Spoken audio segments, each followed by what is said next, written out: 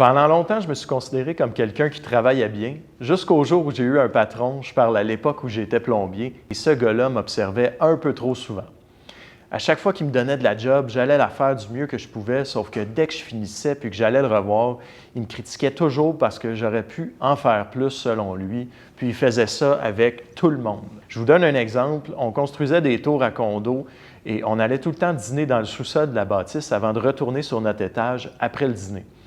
À chaque fois, il nous disait « Montez pas les mains vides, les gars, on a toujours du stock à monter. » À d'autres moments, je lui reportais un problème que j'avais vu, puis il me répondait « T'as trouvé un problème? Super! À cette heure, va le corriger. » Je le regardais aller, puis je me disais qu'il devait être fatigué à la fin de sa journée à force de tout le temps réfléchir à ce que les autres peuvent faire de plus. Et je voyais que c'est pas tout le monde qui l'aimait parce que c'est jamais le fun de se faire dire quoi faire.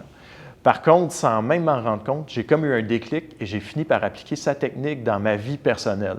Depuis ce jour-là, quand je fais quelque chose, j'essaie toujours de penser un peu plus loin pour voir si je ne peux pas en faire plus.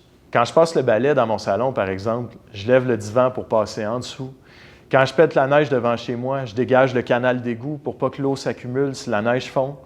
Quand je suis à l'épicerie ou à la quincaillerie et que je vois quelque chose que je ne cherchais pas, mais qui pourrait être utile prochainement, je l'achète. Bref, rien de tout ça est essentiel, mais dans un avenir proche, ça va être utile ou ça va améliorer ma qualité de vie ou celle des autres. J'en fais plus que le minimum pour moi-même et c'est pareil pour ma job de courtier immobilier. Un client veut de l'information sur une propriété.